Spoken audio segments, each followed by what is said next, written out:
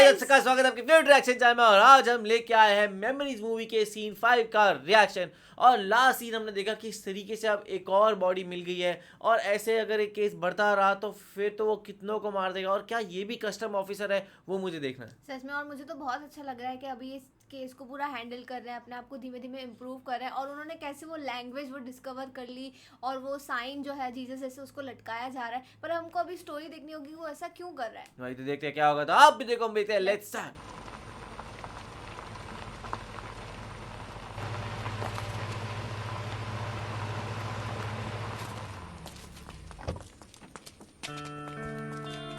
इस पुलिस को देख के तो भाई विश्वास ही नहीं रहता।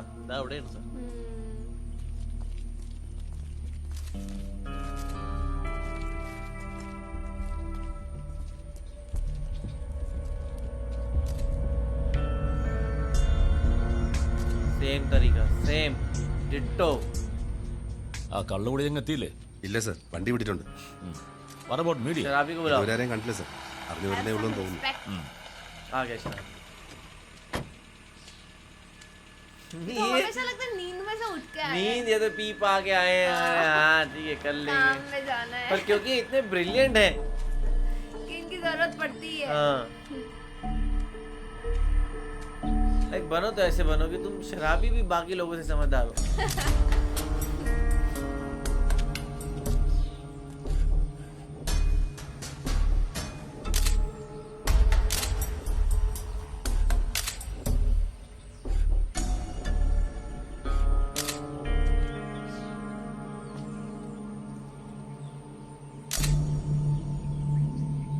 ആരാദ്യം ബോഡി കൊണ്ടത്? PC സോമശേഖരനാണ് സർ. അയാളെ വിളിക്കും സർ. फिर पैर പരോളിലിറങ്ങി മുങ്ങിയ പ്രതിയുടെ ഭാര്യയെ പിന്തുടരുകയായിരുന്നു അയാൾ. തന്നെയൊക്കെ ആരോട് പോലീസ് എടുത്തത്? അയാൾ അപ്പൊ തന്നെ ഫോളോ ചെയ്യണ്ടേ? ഞങ്ങൾ ദൂരെ വരയ്ക്കണ്ട ഉടനെ. അല്ല സർ, അയാൾ ആരാണെന്ന് മനസ്സിലായത് തന്നെ ബോഡി കണ്ടപ്പോഴാ. തിരികെ വന്നപ്പോൾ അയാൾ പോയി കഴിഞ്ഞിരുന്നു. ഓ പിന്നെ തന്നെയും കാത്ത അയാളെ നിൽക്കല്ലേ അവിടെ? എടോ അയാളെ കണ്ട തിരിച്ചറിയാൻ സാധിക്കുമോ? അയാളുടെ മുഖം ഓർമ്മയുണ്ടോ? ഇല്ല സർ, നല്ല ഇരുട്ടായിരുന്നു. अरे പിന്നെ അയാളൊരു കറുത്ത കോട്ട് പോലെ എന്തോ.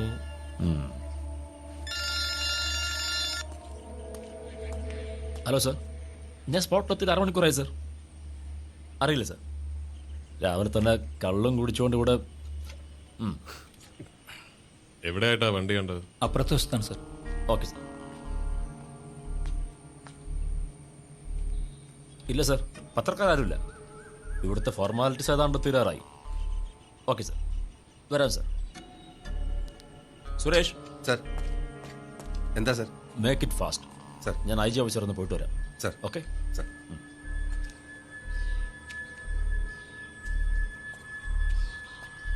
ഇവിടെയാണ് സർ. अगेन ये टायर मार्क से ये पता करवा पाएंगे कि कौन सी टायर्स थे, क्या गाड़ी थी? ഏത് വണ്ടിയാണെന്ന് പറയാൻ സാധിക്കും? हाँ അല്ല സർ, അത് ഒന്ന് റിക്കളക്ട് ചെയ്യാൻ ശ്രമിച്ചു നോക്ക്. औरत दिखी, औरत गायब. സർ ഒരു ജീപ്പാണെന്ന് തോന്നുന്നു. मोटर പക്ഷെ निशान പിറകിൽ है। പടുതയല്ല, ബോഡി കെട്ടിയതായിരുന്നു. വണ്ടിയുടെ കളർ എന്തായിരുന്നു? അത് സർ ഇരുട്ടായിരുന്നുകൊണ്ട്. ये भी तो बता नहीं रहे कि ये औरत को फॉलो कर रहे थे.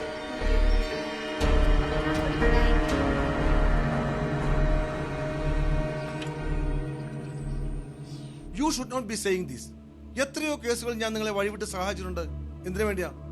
What I need is result. Sam ഒരു മുഴുക്കുടിയനായിരിക്കാം, but he made breakthrough in this case. Sir, അയാളുടെ കണ്ടുപിടുത്തങ്ങൾ ശരിയാണെന്ന് ഉറപ്പൊന്നുമില്ലല്ലോ. അത് തെറ്റാണെന്ന് സ്ഥാപിക്കണമെങ്കിൽ അതിനെ കോൺട്രഡിക്ട് ചെയ്യുന്ന facts and अपने figures को सुलाओ. ഉണ്ടാവണം. Do you have anything like that? ഈ അനാവശ്യ ഈഗോയും പ്രൊഫഷണൽ ജലസിയും കൊണ്ട് ഈ കേസിന്റെയും നിങ്ങളുടെയും ഭാവി നശിപ്പിക്കരുത്. സർ, ഞാൻ ഈ പറഞ്ഞത് ഈഗോയും പ്രൊഫഷണൽ ജലസിയും കൊണ്ടൊന്നുമല്ല. ഒരു പോലീസ് ഉദ്യോഗസ്ഥന് ചില കോഡ് ഓഫ് കണ്ടക്ട് ഇല്ലേ? പൊതുവായി പെരുമാറേണ്ട. അത് താങ്കൾ എന്നെ പറഞ്ഞു പഠിപ്പിക്കണ്ട. നിങ്ങൾ ഈ പറയുന്ന കോഡ് ഓഫ് കണ്ടക്ട് 100% പാലിക്കുന്ന എത്ര പോലീസുകാരുണ്ടോ നമ്മുടെ ഫോഴ്സിൽ? Zero. ഡ്യൂട്ടി സമയത്ത് കള്ളു കുടിക്കാനും പെണ്ണു പിടിക്കാനും പോകുന്ന പോലീസുകാരെ കുറിച്ച് എനിക്കറിയാം. So let us not talk about it. If you want, Come in, sir. Sam, come in. यार इनको स्माइल करते हुए देखना है मेरे को थोड़ा सा. ഇരിക്കൂ. अब क्या मिला?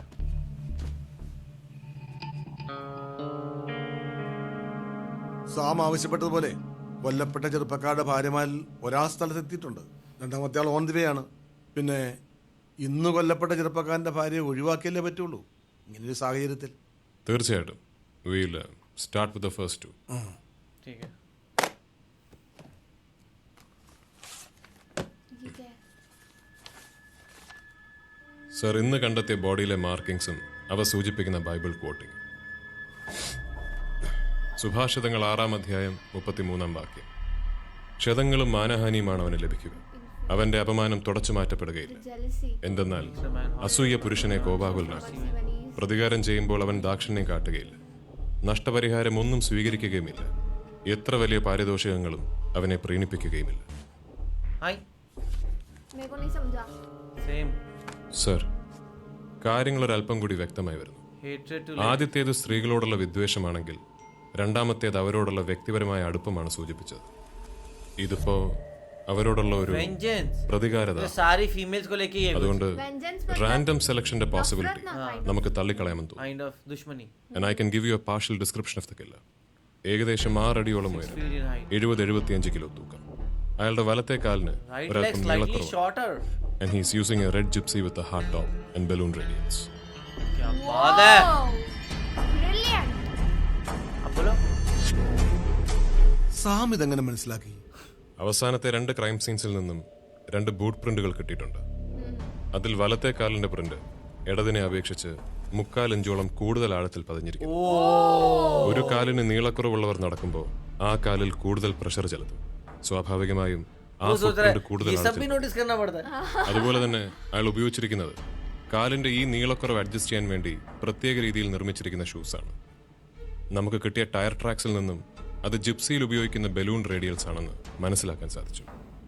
വണ്ടിയുടെ കളർ ചുവപ്പാണെന്ന് കഴിഞ്ഞ വിക്ടിമിന്റെ ബൈക്കിന്റെ ക്രാഷ് കാർഡിൽ നിന്നും കിട്ടിയ ചുവന്ന പെയിന്റിന്റെ അംശം സ്ഥിരീകരിക്കും. क्या बात है. PC സോമശേഖരന്റെ മൊഴിയിൽ നിന്നും അതൊരു ഹാർഡ് ടോപ്പ് ജിപ്സിയാണെന്ന് വ്യക്തമായി. Excellent work Sam. Hello, okay, is it? Wait ചെയ്യാൻ പറയും. രണ്ടാമത്തെ പെൺകുട്ടി എത്തിയിട്ടുണ്ടെന്ന് Sam, and we have a surprise. അവര് തമ്മിൽ പരിചയമുണ്ടല്ലേ? ഇതെങ്ങനെ മനസ്സിലായി? It's called common sense. Sense. Of course वो दोनों लेडी जानती होंगी बिकॉज़ जो मर्द है वो നിങ്ങൾ इनको തമ്മിൽ എവിടെ जानता വെച്ചാ പരിചയം? ഒരു എൻട്രൻസ് കോച്ചിങ് സെന്ററിൽ വെച്ചാണ് സർ. है. कोचिंग എവിടെ? അങ്കമാലിയിലുള്ള കരിയർ ടോപ്പ് എന്ന സ്ഥാപനത്തിൽ വെച്ചാണ് സർ. Which year?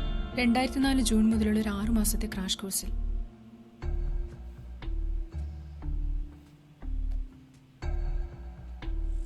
ഈ കുട്ടി അറിയും? ഇത് വിമല മേനോൻ.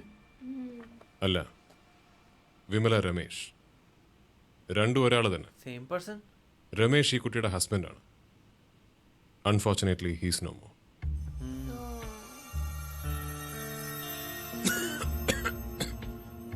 നിങ്ങളുടെ രണ്ടുപേരുടെയും ഹസ്ബൻഡ്സ് കൊല്ലപ്പെട്ട അതേ രീതിയിലാണ് രമേശും കൊല്ലപ്പെട്ടിരിക്കുന്നത്. Do you think that's a coincidence? അങ്ങനെ അല്ലെങ്കിൽ നിങ്ങൾക്കൊരു ശത്രു ഉണ്ടായിരിക്കണം. അങ്ങനെ ആരെങ്കിലും ഉണ്ടോ? ഞങ്ങൾക്കങ്ങനെ ശത്രുക്കൾ ആരുമില്ല സർ. कोई लवर. നിങ്ങൾ വിചാരിക്കുന്നത് പോലെ ഈ ശത്രുതയ്ക്ക് അങ്ങനെ വലിയൊരു കാരണമൊന്നും ഉണ്ടാകണമെന്നില്ല.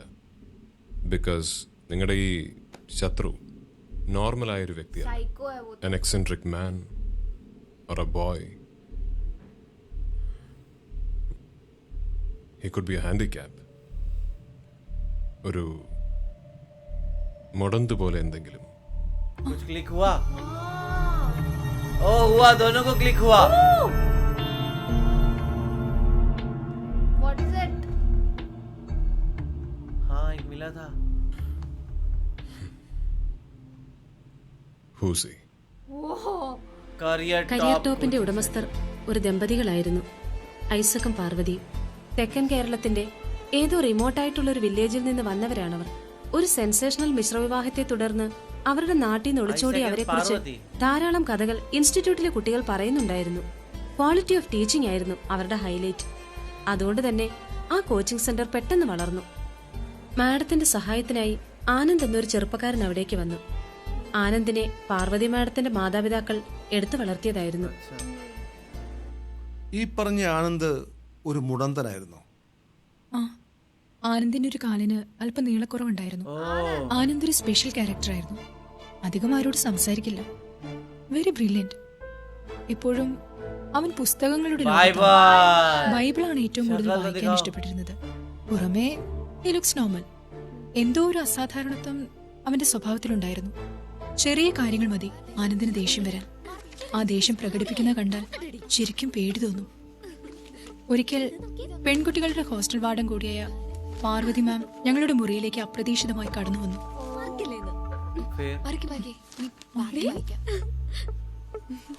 मैगजीन देख रहे हैं। वाह, पकड़े गए।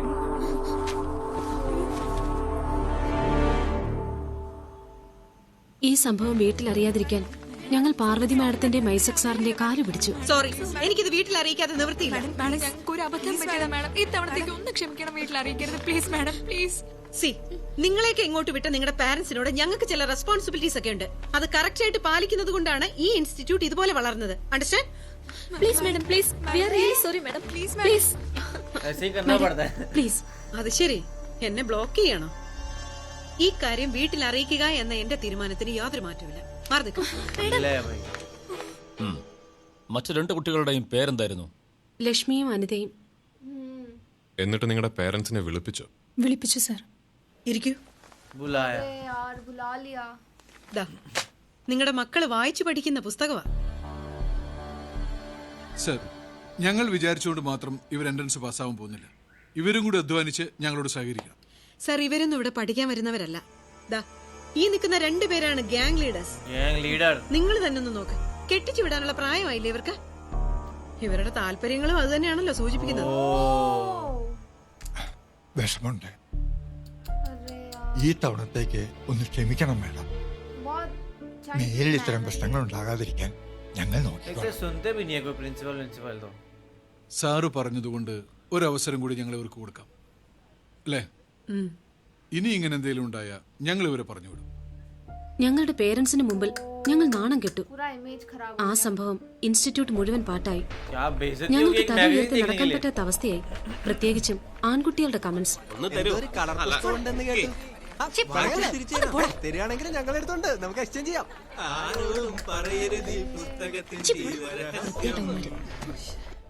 ഞങ്ങൾക്ക് വാശിയായി. എങ്ങനെയെങ്കിലും പാർവതി മേഡത്തിനോട് പ്രതികാരം ചെയ്യണമെന്ന് തോന്നി. അവരുടെ ജീവിതത്തിൽ എന്തെങ്കിലും ഒരു പ്രശ്നം ഉണ്ടാക്കാനായിരുന്നു പിന്നെ ഞങ്ങളുടെ ശ്രമം. मुझे लग रहा था അപ്പോഴാണ് कुछ होगा। ആനന്ദിന് വിമലയോട് എന്തോ ഒരു പ്രത്യേക താല്പര്യമുള്ളതായി ഞങ്ങളുടെ ശ്രദ്ധയിൽപ്പെട്ടത്. വിമല, ഒരു മിനിറ്റ് ഒന്ന് വരൂ. अरे यार फेस तो दिखाओ।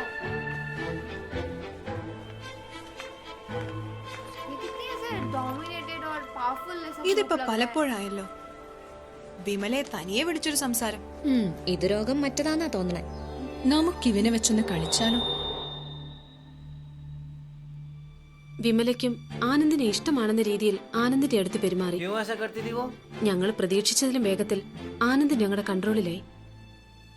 ഒരു ദിവസം ലക്ഷ്മിയും വിമലയും കൂടി ഐസക് സാറിനെ ചെന്ന് കണ്ടു. ഭയങ്കര ശല്യമാ സർ. ആനന്ദ് എപ്പോഴും വിമലയുടെ പിന്നാലെയാ. സാറ് വിളിച്ച് വഴക്കൊന്നും പറയരുത്, ഒന്ന് ഉപദേശിച്ചാൽ മാത്രം മതി. സർ, ഞങ്ങളാ ഇവിടെ വന്ന് പറഞ്ഞതെന്ന് ആനന്ദ് അറിയരുത്. സംഭവം അറിഞ്ഞ് ആനന്ദ് വിമലയെ കാണാൻ വന്നു. ഞാൻ അങ്ങനൊന്നും പറഞ്ഞിട്ടേ ഇല്ല. ഐസക് സാറ് വെറുതെ നുണ പറയുന്നതാണ്. വിമല, ഇനിയെങ്കിലും നീ ആനന്ദിനോട് കാര്യം തുറന്നു പറ. എന്ത് കാര്യം? ഞാൻ क्या പറയാം. मैटर? എടി വേണ്ടാട്ടോ, പ്രശ്നമാവും. ये നീ फंस ഒന്നും जाएगी। ഉണ്ടായിരുന്നേ. ആനന്ദ് കാര്യം അറിയട്ടെ. ഹോസ്റ്റലിലുണ്ടായ ഇഷ്യൂ ആനന്ദിന് അറിയാലോ. അതിനുശേഷം ഐസക് സാറിന് ഞങ്ങളോടുള്ള സമീപനം വല്ലാതെ മാറി. പ്രത്യേകിച്ച് വിമലയോട് ओ ഒരുതരം വൃത്തിയായിട്ട രീതിയിലുള്ള ओ അടുപ്പം. ये क्या बोल रही है? കഴിഞ്ഞ ദിവസം വിമലയെ വിളിച്ച് ആനന്ദുമായിട്ട് അധികം അടുക്കരുതെന്ന് താക്കീതും ചെയ്തു. ആനന്ദ് വഴക്കിനൊന്നും പോകരുത്, അത് പേടിച്ചിട്ടാ ഞാൻ ഒന്നും പറയാതെ क्या लड़कियां है? यार क्या कर കോഴ്സ് തീരാൻ 1 മാസം കൂടെ अല്ലേ ഉള്ളൂ. അതുവരെ നിങ്ങൾ തമ്മിൽ കാണണ്ട. वो आइजैक അത് सर കഴിഞ്ഞാൽ गलत പിന്നെ नजर നിങ്ങൾക്ക് से പുറത്തു देख വെച്ച് रहे हैं। हाँ, तो अब तू मत मिलियो। അതിന് ഐസക് സാറിനൊന്നും പറയാൻ സാധിക്കില്ലല്ലോ.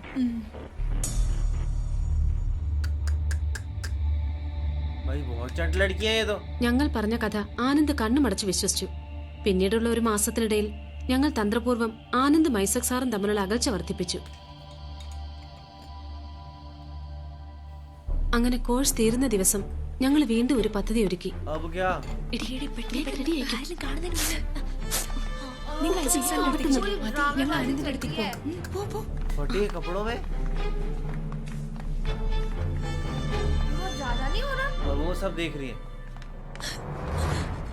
സാറിത് കണ്ടോ? ആനന്ദ് വിമലെ കയറി പിടിച്ചു. ഞങ്ങള് കണ്ടതുകൊണ്ട് ഇവളുടെ മാനം രക്ഷിക്കാൻ സാധിച്ചു. ഇവിടെ പഠിക്കുന്ന പെൺകുട്ടികൾക്ക് എന്ത് സുരക്ഷയുള്ളത് സാർ?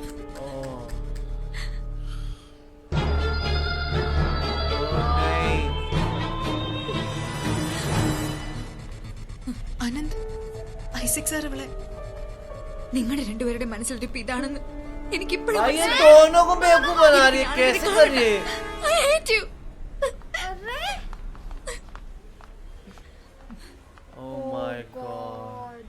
ഇനി നിന്റെ തോന്നിയ ദിവസം ഇവിടെ നടക്കില്ല.